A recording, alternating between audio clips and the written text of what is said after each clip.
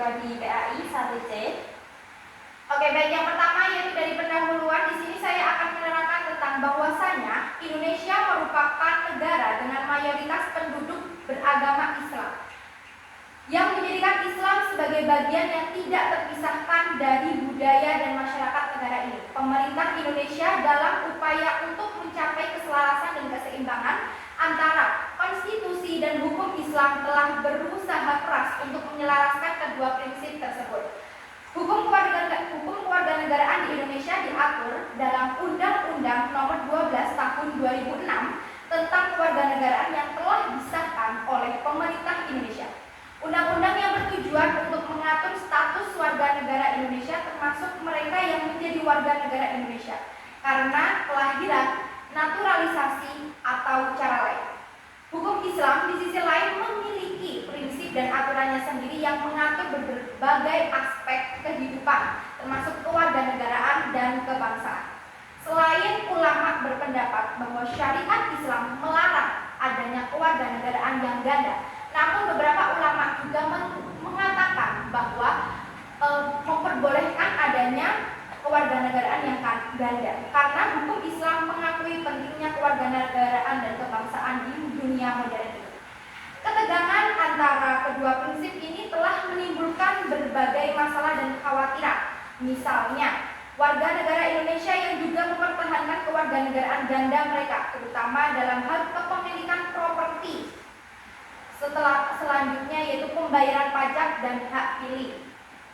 Selain itu, penerapan hukum Islam di Indonesia yang juga menimbulkan kekhawatiran mengenai hak-hak warga negara non-muslim yang mungkin merasa terpinggirkan dan dikecualikan atau dikucilkan dari partisipasi dalam kehidupan politik dan sosial negara. Interupsi.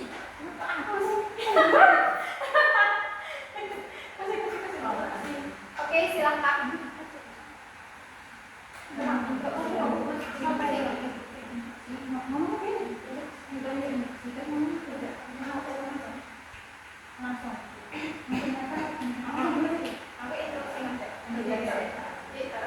Instruksi. Tadi saudari menjelaskan misalnya warga negara Indonesia yang juga memiliki kewarganegaraan ganda mungkin menghadapi kesulitan dalam mempertahankan kewarganegaraan ganda mereka, terutama dalam hal kepemilikan properti, pembayaran pajak, dan hak pilih. Selain itu, penerapan hukum di Indonesia juga menimbulkan kekhawatiran mengenai hak-hak warga negara non-muslim yang mungkin merasa terpinggirkan dan dampak dari partisipasi dalam kehidupan sosial politik dan sosial negara. Memperingatkan warga negara Indonesia dengan kewarganegaraan ganda lebih terkait dengan konsistensi pelaksanaan hukum nasional, bukan dengan harmonisasi hukum Islam. Indonesia menganut asas kewarganegaraan tunggal berdasarkan Undang-Undang Nomor 12 Tahun 2006 tentang kewarganegaraan. Hal ini dirancang untuk menjaga kesetiaan warga negara terhadap satu hukum, sehingga permasalahan kepemilikan properti, pajak, dan hak pilih lebih merupakan konsekuensi logis dari asas ini, bukan dari konflik dengan hukum Islam.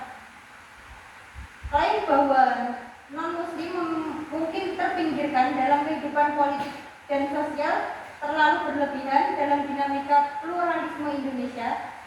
Banyak tokoh non-muslim yang aktif dalam pemerintah politik sosial yang menunjukkan bahwa struktur politik Indonesia tetap memberikan ruang partisipasi bagi seluruh warga negara terlepas dari keyakinan agama mereka. Oke, baik, izin menjawab ya. Jadi atas instruksi yang telah saudari berikan, yaitu kalimat ini membahas tentang proses pembentukan sistem hukum nasional yang sesuai dengan cita-cita bangsa Indonesia. Nah, mari kita bedah satu persatu. Yang pertama, yaitu setelah memahami yang dicita-citakan oleh bangsa Indonesia, yaitu pertama mengandung makna bahwa pembentukan hukum harus didasarkan pada filosofi dasar negara. Yang kedua, nilai-nilai fundamental Pancasila. Yang ketiga, semangat kemerdekaan dan keadilan sosial. Dan yang keempat, tujuan nasional yang telah dirumuskan para pendiri bangsa. Yang kedua, maka dapatlah ditentukan sistem tepat yang mampu membawa rakyat ke arah politik hukum yang telah dicita-citakan. Yang pertama yaitu adanya menekankan perlunya sistem hukum yang responsif. Yang kedua, pendekatan yang komprehensif dalam membangun hukum. Yang ketiga, mekanisme yang memungkinkan hukum menjawab kebutuhan masyarakat. Yang ketiga yaitu sehingga terciptalah sistem hukum nasional yang dikehendaki dan ditegakkan bersama melalui ketetapan aturan tertulis. Yang pertama, menunjukkan tujuan akhir yaitu membangun sistem hukum yang legitimate. Yang kedua, melibatkan partisipasi aktif masyarakat. Yang ketiga, memiliki landasan yuridis formal yang kuat. Dan yang keempat, dapat ditegakkan secara bersama-sama. Nah, intinya dari kalimat saya yaitu berbicara tentang proses sistematis dan partisipatif dalam membentuk hukum nasional yang benar-benar mencerminkan cita-cita dan kepentingan bangsa Indonesia. Nah, dalam hal ini prinsip utamanya yaitu yang pertama, memahami cita-cita. Yang kedua, merancang sistem yang tepat. Yang ketiga, melibatkan partisipasi masyarakat. Dan yang keempat, menegakkan hukum secara bersama-sama. Oke, cukup. Baik, saya lanjutkan. Metode penelitian. Nah, penelitian ini menggunakan penelitian hukum doktrinal, yaitu suatu proses untuk menemukan kaidah, asas, dan doktrin guna menjawab permasalahan yang dihadapi. Jadi penelitiannya adalah bersifat kehati-hatian. Metode penelitian yang digunakan adalah penelitian normatif, doktrinal, atau kepustakaan. Penelitian kepustakaan normatif doktrinal yaitu penelitian yang menggunakan sarana kepustakaan seperti buku, hukum, kitab-kitab agama atau majalah dan sebagainya. Pendekatan penelitian yang dapat digunakan dalam penulisan ini adalah sebagai berikut, yaitu yang pertama, pendekatan undang-undang, yang kedua, pendekatan kasus, yang ketiga, pendekatan spiritual, konseptual, yang keempat, pendekatan historis, yang kelima, pendekatan komparatif atau fikih mukhorang, pendekatan komparatif. Jurisprudensi normatif adalah penelitian yang mengutamakan survei bahan pustaka yang dapat berupa bahan hukum primer, sekunder, dan tersier. Dalam melakukan penelitian kualitatif termasuk dalam penelitian kepustakaan menurut Moleok melalui sumber-sumber kepustakaan menurut Subron, Amrin, Rosyadi, dan Imron. Penulisan memfokuskan diri pada kajian buku-buku atau dokumen-dokumen yang berkaitan dengan peraturan perundang-undangan, kitab-kitaban, dan sumber-sumber dan lain sebagainya yang relevan dengan topik yang diteliti. Kemudian peneliti membaca, mengidentifikasi, dan menganalisis teks bacaan tersebut untuk memperoleh fakta-fakta konseptual dan teoritis serta didukung oleh data dan sumber-sumber sekunder. Untuk selanjutnya hasil dan pembahasan akan dijelaskan oleh teman saya. Selanjutnya saya akan membahas tentang apa yang menjadi pembahasan dari harmonisasi hukum kewarganegaraan Indonesia dan prinsip-prinsip hukum Islam di Indonesia. Baik, perlu diketahui saudara-saudara semuanya bahwasanya dua hal ini itu saling berinteraksi dan juga saling menunjang tanpa adanya perubahan. Kemudian apa yang menjadi kedudukan hukum Islam di Indonesia? Perlu diketahui bahwa Indonesia ini merupakan suatu negara yang beraneka ragam, sistem hukum yang secara jelas dinamikanya sehingga mengimplementasikan aturan hukum tentu menjadi cikal bakal pemicu berbagai gejolak politik. Setelah kita memahami yang dicita-citakan oleh bangsa Indonesia, yang mana mengandung hukum yang didasari oleh filosofi dasar negara, nilai-nilai fundamental Pancasila serta tujuan nasional, maka dapat kita tentukan bahwa sistem yang tepat mematuhi yang dicita-citakan bangsa Indonesia sehingga ke arah politik hukum yang dicita-citakan itu sehingga terciptalah sistem hukum nasional yang dikehendaki dan ditegakkan bersama melalui ketetapan aturan tertulis. Bahwa perlu diketahui prinsip ini itu menggunakan yang pertama memahami cita-cita, yang kedua merancang sistem yang tepat, yang ketiga melibatkan masyarakat. Dengan kita melalui ketetapan aturan yang tertulis atau yang normatif, ini akan menunjukkan tujuan akhir membangun sistem hukum yang legitimate atau sistem hukum yang sah. Kemudian, apabila kita menjumpai aparat penegak hukum yang gagal dalam menafsirkan dan mengejawantakan atau mewujudkan setiap aturan pada sistem hukum tersebut, maka setiap rangkaian peristiwa maka dikhawatirkan tidak mencerminkan keadilan dan kebenaran. Interupsi. Menurut saya, kegagalan aparat penegak hukum dalam menggambarkan aturan tidak otomatis menunjukkan kelemahan pada sistem hukum itu sendiri, tetapi lebih pada kualitas pelaksanaan hukum oleh individu atau institusi. Sistem hukum yang baik dirancang dengan asas-asas keadilan yang universal. Jika aparat gagal mengejawantakan aturan, solusinya adalah peningkatan pelatihan dan pengawasan terhadap aparatur, bukan menilai integritas sistem hukum secara keseluruhan. Konsep keadilan dan kebenaran dalam hukum seringkali bersifat subjektif dan tidak selalu sepenuhnya memuaskan semua pihak. Perbedaan interpretasi hukum adalah hal yang wajar dalam sistem hukum manapun. Yang penting adalah memastikan bahwa proses hukum berjalan secara transparan dan akuntabel. Baik, dari statement yang ada keterangan yang pertama, yaitu kegagalan penegak hukum tidak otomatis menunjukkan bahwa kelemahan pada sistem hukum itu sendiri, tapi pada kualitas hukum oleh individu atau institusi. Perlu diketahui bahwa sistem hukum yang tidak hanya ditentukan oleh rumusan normatif atau yang tertulis, melainkan juga oleh mekanisme implementasi dan pengawasan. Kemudian, jika sistem tidak memiliki mekanisme yang kuat untuk mencegah penyimpangan aparat penegak hukum, hal ini menunjukkan kelemahan fundamental dalam desain sistem hukum tersebut. Yang kedua, pelatihan dan pengawasan yang dimaksud itu memerlukan kerangka kelembagaan yang kuat, jadi tidak hanya tanpa kelembagaan. Kemudian, jika sistem hukum memiliki kelemahan yang struktural, maka upaya pelatihan dan pengawasan akan sulit karena melihat dari kelemahan struktural tersebut. Yang kedua, statement yang Anda utarakan yaitu adalah konsep keadilan dan kebenaran itu harus bersifat subjektif. Tapi ternyata salah. Tidak semua keadilan dan kebenaran itu dijelaskan secara bersifat subjektif. Namun ini memiliki tinjauan yang kritis. Beberapa argumen yang saya utarakan, keadilan itu memiliki standar yang objektif, bukan subjektif.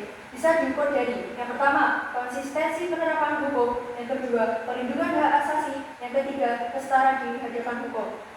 Yang kedua, masalah transparansi dan akuntabilitas. Ini juga disebutkan membentuk atau membutuhkan kriteria yang jelas dan terukur. Tidak cukup hanya mengatakan proses harus transparan, tapi juga perlu mekanisme konkret yang untuk memastikannya. Jadi tidak hanya omong kosong saja, tapi juga ada konkretnya.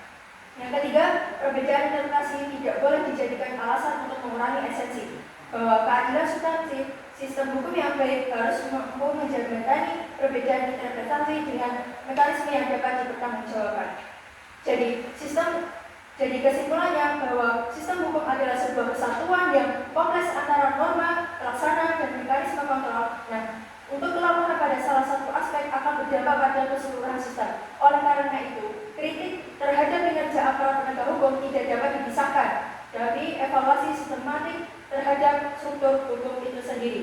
Dan perlu diketahui bahwa pendekatan holistik yang memperhatikan yang pertama, kualitas perancangan peraturan, yang kedua, kapasitas sumber daya manusia, yang ketiga, mekanisme pengawasan, serta budaya hukum yang kondusif.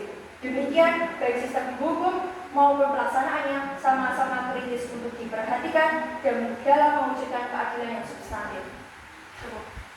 Baik, selanjutnya ada tokoh dari hukum yaitu Hans Kelsen. Beliau menjelaskan bahwa hukum harus dijernihkan dari unsur-unsur yang bukan hukum, melainkan harus dilibatkan unsur moral sebagaimana diajarkan oleh aliran hukum atau unsur etika, persepsi hukum kebiasaan atau sosiologis, atau konsepsi keadilan politis atau unsur politis yang dapat menempatkan hakikat hukum sebagai keharusan atau saling kategori, sehingga dapat ditarik kesimpulan bahwa yang sudah saya jelaskan tadi, bahwa sistem hukum adalah merupakan suatu kesatuan yang utuh, tidak dapat dipisahkan, tidak dapat ada tatanan-tatanan hukum yang tersusun atas sebab sistem. Jadi semua sistem hukum ini selalu menyatu antara satu dan kesatuannya.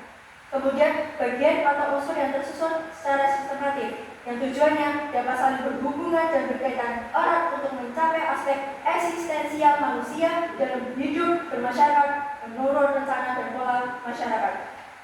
Kemudian perbedaan sistem hukum pada suatu negara itu umumnya didasari oleh karakteristik dari masyarakatnya, sama halnya dengan Indonesia yang berdiri sebagai hasil perpaduan beberapa sistem hukum yang ada, seperti hukum adat, hukum agama, dan hukum Eropa. Namun perlu diketahui para saudara-saudara, di Indonesia ini masih menggunakan apa? Masih cenderung mengikuti sistem hukum civil law atau hukum Eropa kontinental. Kendati demikian, Dalam pembentukan peraturan undang-undang di Indonesia, sistem hukum Islam dan hukum adat itu saling mempengaruhi. Hal ini karena sebagian mayoritas penduduk di Indonesia beragama Islam dan memiliki beragam kultural budaya. Kemudian, bagaimana sistem hukum yang baik? Sistem hukum yang baik perlu diketahui bahwa nilai-nilai yang ditetapkan dalam masyarakat dan nilai-nilai values atau tersebut adalah nilai yang seyogianya harus dimiliki oleh masyarakat. Perlu diketahui masyarakat harus bisa mempunyai values antara nilai-nilai hukum tersebut. Kemudian, dengan tujuan sehingga kita bisa secara tegas bahwa hakikat pembangunan adalah masalah pembaharuan cara berpikir dan sikap yang hidup. Sesuai dengan pernyataan di atas, ada tokoh yaitu Mokhtar Kussumaatmadja juga menambahkan bahwa sistem hukum sebagai sarana pembaharuan masyarakat perlu juga dilengkapi dengan pemberdayaan birokrasi dan masyarakat dalam suatu wadah yang disebut harmonisasi antara elemen birokrasi dan masyarakat dalam satu wadah yang disebut Bureaucratic and Social Engineering, bisa disebut dengan BSE. Perubahan dari sistem hukum Indonesia harus segera dilakukan dan tidak ada tunda lagi. Dikarenakan perkembangannya zaman ini akan mengikuti perubahan yang mana satu kesatuan dari upaya problematika pembangunan sistem hukum ke arah yang lebih baik dan optimal sehingga memiliki tujuan bisa menjawab problematika di masyarakat dewasa ini, khususnya tentang globalisasi tanpa mengaburkan nilai-nilai substantif yang ada di dalamnya menurut Siti Sumar ini. Kemudian bagaimana dengan sudut pandang konstitusional bahwa Indonesia tidak mencatatkan dan tidak pernah mendeklarasikan diri sebagai negara Islam, namun mayoritas penduduknya menganut agama Islam bahkan di dunia. Agama Islam menempati posisi kedua, perluan saudara ketahui ya, dengan pemeluk terbanyak sebesar 1,8 miliar pengikut dan berdasarkan laporan dari Royal Islamic Strategic Studies Center atau MAGDA bertajuk The Muslim 500 edisi 2022 bahwa penduduk Indonesia yang beragama Islam paling banyak. Berbicara tentang hukum Islam tidak lepas dengan sejarah hukum Islam. Menurut tokoh bahwa sejarah hadirnya hukum Islam ini tidak lepas dari kaitannya sejarah. Selanjutnya pembahasan analisis akan dilanjutkan oleh rekan saya. Oke, terima kasih. Selanjutnya ada analisis harmonisasi antara hukum kewarganegaraan Indonesia dengan prinsip-prinsip hukum Islam. Itu menghasilkan dua aspek, keselarasan dan ketidakselarasan. Untuk poin keselarasan ada aspek kewarganegaraan dan prinsip amanah. Hukum kewarganegaraan Indonesia yang menetapkan kewajiban hukum dan administrasi seperti pembayaran pajak dan kepatuhan terhadap peraturan negara dapat dilihat selaras dengan prinsip amanah dalam Islam. Prinsip ini menuntut setiap individu untuk memenuhi tanggung jawabnya dengan penuh kesadaran dan integritas yang juga tercermin dalam kewajiban kewarganegaraan. Menurut saya, pernyataan bahwa hukum kewarganegaraan Indonesia yang mencakup kewajiban pembayaran pajak dan kepatuhan terhadap peraturan negara sejalan dengan prinsip amanah dalam Islam memang dapat dimengerti dalam beberapa aspek. Prinsip amanah dalam Islam menurut individu untuk bertanggung jawab dengan integritas dan penuh kesadaran terhadap kewajiban-kewajibannya. Namun, perlu dicatat bahwa amanah dalam Islam tidak hanya terbatas pada kewajiban terdapat negara, tetapi juga mencakup tanggung jawab yang lebih luas terhadap Allah, sesama umat manusia dan lingkungannya. Oleh karena itu, meskipun kewajiban kewarganegaraan seperti pajak dapat dianggap sebagai bagian dari amanah, hubungan ini lebih kompleks dan melibatkan konteks moral dan sosial yang lebih luas daripada sekedar kewajiban administratif semata. Baik, memang benar bahwa prinsip amanah dalam Islam mencakup tanggung jawab terhadap banyak aspek kehidupan, termasuk kepada Allah, sesama manusia, dan lingkungan. Namun, dalam konteks kewarganegaraan Indonesia, kewajiban administratif seperti pembayaran pajak dan kepatuhan terhadap peraturan negara dapat dipandang sebagai bagian dari amanah yang lebih spesifik. Prinsip amanah ini mengharuskan setiap individu untuk memenuhi tanggung jawab mereka yang juga mencakup kewajiban-kewajiban terhadap negara. Islam mengajarkan bahwa kewajiban terhadap negara selama tidak bertentangan dengan ajaran agama adalah bagian dari amanah yang harus dijalankan dengan penuh integritas dan kesadaran. Oleh karena itu, meskipun amanah dalam Islam lebih luas cakupannya, kewajiban kewarganegaraan tetap dapat dianggap sebagai bagian dari implementasi prinsip amanah. Selanjutnya, penerimaan kewarganegaraan berdasarkan prinsip kesetaraan. Undang-Undang Kewarganegaraan Indonesia memberikan hak dan kewajiban yang sama kepada semua warga negara tanpa memandang latar belakang agama. Prinsip ini sejalan dengan ajaran Islam mengenai perlakuan adil terhadap semua individu. Baik. Undang-Undang Kewarganegaraan Indonesia memang memberikan hak dan kewajiban yang sama kepada seluruh warga negara tanpa memandang agama, yang sejalan dengan prinsip kesetaraan dalam Islam yang mengajarkan perlakuan adil terhadap semua individu. Namun, dalam praktiknya seringkali terdapat perbedaan perlakuan terhadap warga negara berdasarkan faktor-faktor lain seperti ras, suku, dan status sosial yang dapat mempengaruhi implementasi prinsip kesetaraan ini. Dalam ajaran Islam, keadilan yang dimaksud tidak hanya berkaitan dengan kesamaan hak formal, tetapi juga dengan pemberian hak yang sesuai dengan kebutuhan dan kondisi setiap individu. Oleh karena itu, meskipun prinsip kesetaraan diwujudkan dalam undang-undang, implementasinya dalam hidup sehari-hari seringkali memerlukan perhatian lebih terhadap konteks yang lebih spesifik dan realitas sosial yang ada. Jadi untuk Undang-Undang Kewarganegaraan Indonesia memang memberikan hak dan kewajiban yang sama pada semua warga negara tanpa memandang agama, yang sejalan dengan prinsip kesetaraan dalam Islam yang menuntut perlakuan adil terhadap semua individu. Meskipun demikian, seperti yang dijelaskan, dalam praktiknya kesetaraan formal belum selalu tercermin dalam perlakuan sosial yang adil di semua lapisan masyarakat.